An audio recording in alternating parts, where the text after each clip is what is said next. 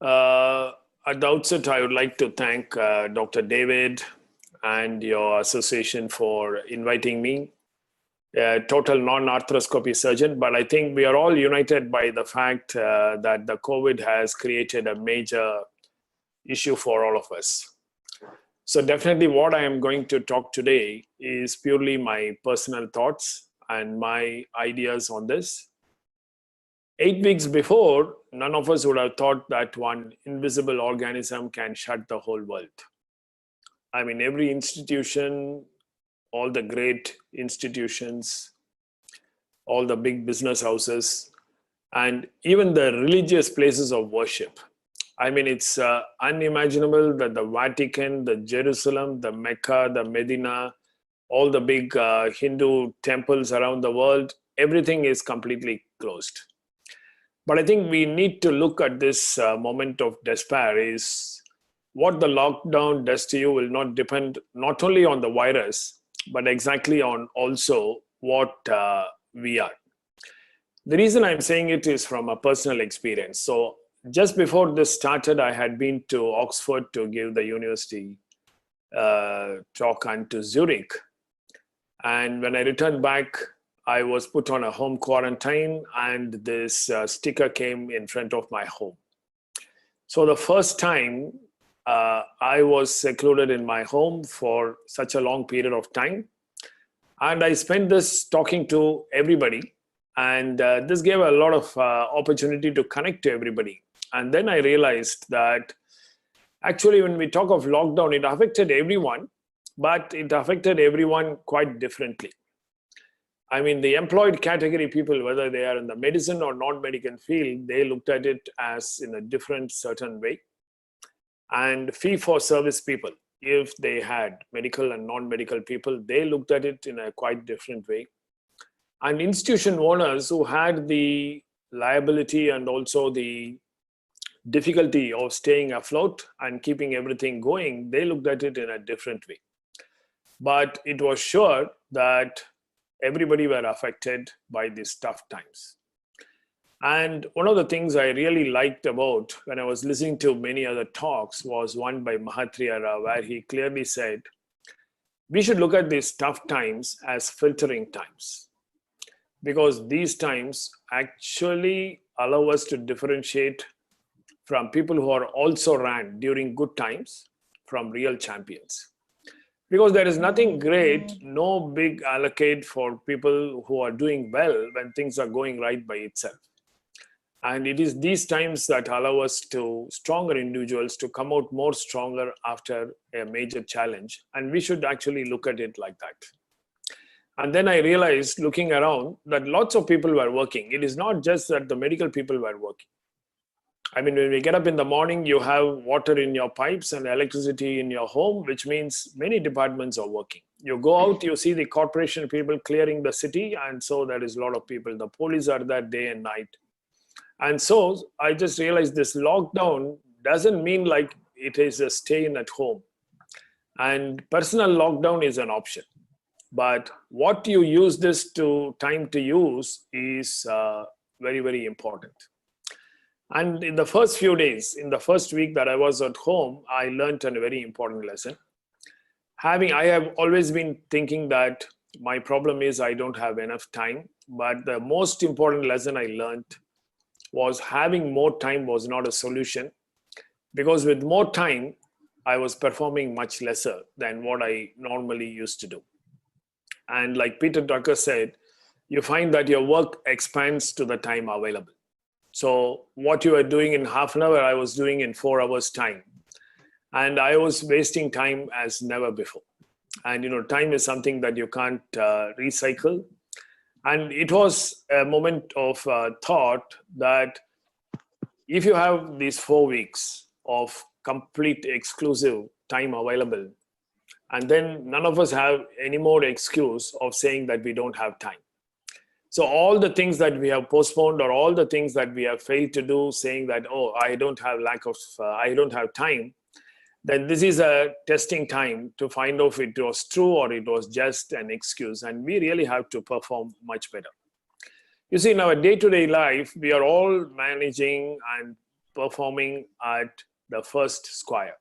I mean, we look at short-term things, we look at what to do today, what to do this week, and we jump from crisis and to crisis or problems to problems. But this is actually the time Was my that introduction heard? we can go much forward and focus on the second, on long-term strategic goals. I mean, which are important but not urgent, and which we have ignored for a very long period of time.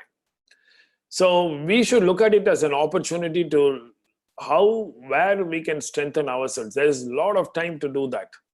A good time to think on how to make yourself stronger, and in fact how to make yourself, your unit, your department, and your institution stronger.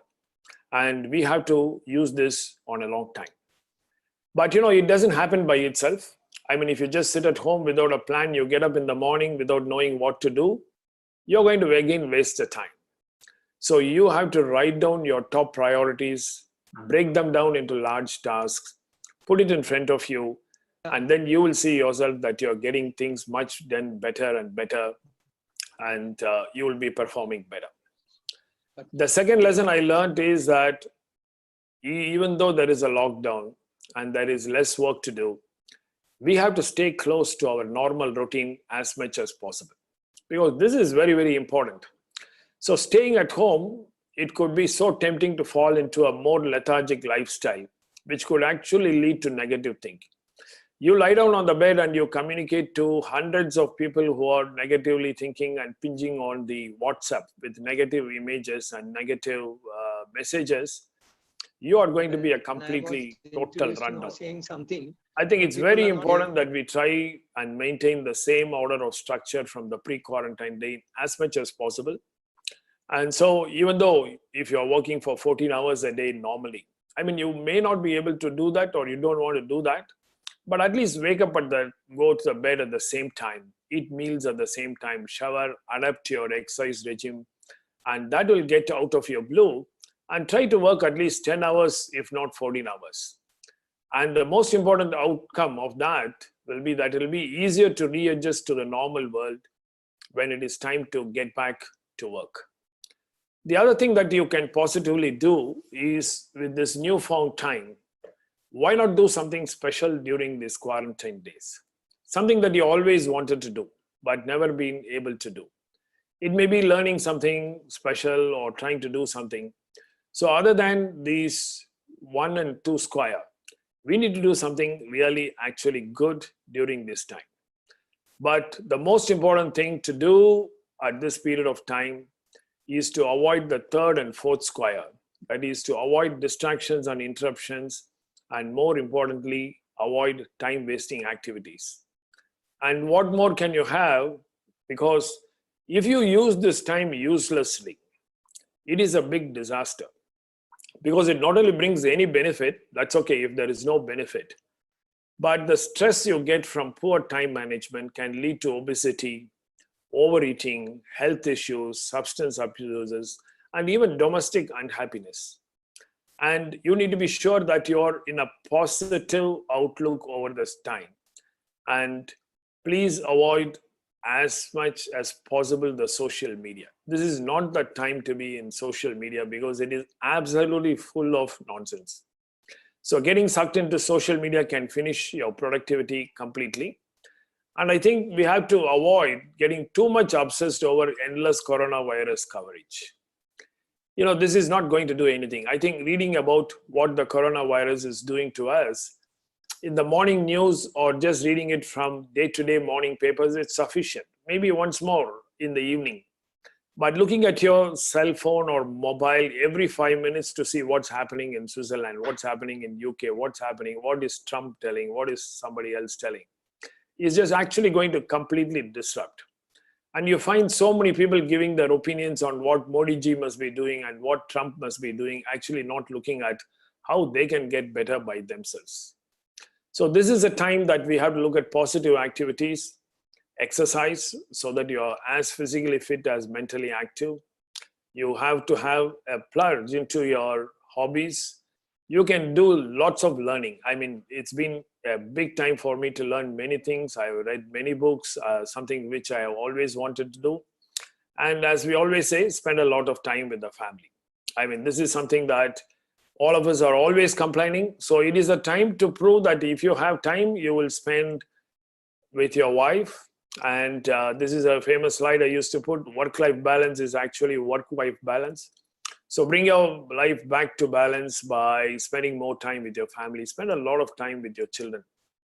These 3 weeks, if you're just spending 80% of your time on WhatsApp, on Facebook, in front of television, and not doing any learning or self-improvement activities, or not spending quality time with your wife, then it's actually a big problem. There is a proof that actually this is not working for a lot of people, because you can see that you will think that everybody at home, there is going to be a lot of happiness, but just not only here, but in the Western world and throughout, you find that domestic discordance and abuses have risen worldwide. In some countries by 20%, and some countries by 40%. Now, this is very sad, and it just shows that we are not managing our life properly. So lastly, what about this question? A lot of young surgeons keep asking me, should you be active in your professional work? Should you be where you have to be in the front line? Or should we take shelter from our duties and protect ourselves? I think top priority is to protect ourselves with proper care. Absolutely, we should do that. But not going for work and not doing what is expected out of you, that kind of dereliction of duty is something that we should avoid. So at this time of challenge, worldwide, even the places of worship are all closed. But because of us, because of the committed healthcare professional, places of healing and cure, hospitals are all open. And this is something which we all have to feel proud about. And if we don't do our duty, we will not be able to, once this whole thing is over, we will not be able to look back on us with respect, self-respect, and feeling proud of what we can do. So the whole world has clapped for us. It's just not in the Western society alone, but you can see even in the crowded places of India, everybody clapped for us. And so I think we need to be positively looking at doing our duties very well. So in conclusion, I think over this period, a few lessons, I have learned a few lessons. And the period of home quarantine, I was there. I had never thought of retirement, but it actually made me sure that I would never think of retirement again, because I may do different things. I may not be doing orthopedic surgery, but you may do different things over a period of time. But retirement is not a solution till life itself retires you permanently. I also think that there is no point of despairing and just talking about negative things or not doing really well when times are bad. So when times are good, everybody does well. I mean, there is no great glory in shooting a sleeping duck. I mean, this is the time that every one of us must think of how to do better. Because if all of us perform better, our country is going to do better. And we need to remember that when the going gets tough, the tough get going. And this is the time that we need to actually show what sort of personality you are, not only to the world, but to yourself. So let us reframe the phrase, I am stuck inside, to I have an opportunity to do all that I want. So as bad as it looks right now, but it's like a great opportunity to focus your attention on yourself, on how you could change, where do you need to concentrate, where do you need to get better, what do you need to update, and how you could be better, make your foundations really, really strong. Even if you're the departmental head, there is so much of opportunity of time to look back on your audits, on see your performance of what you have done, and how to make your department lean, more efficiently functioning. I think this socio-economical challenge is going to make all of us think how we can do better and our institutions also better. Let's do one productive activity per day. And this can lead to a major positive attitude during this pain.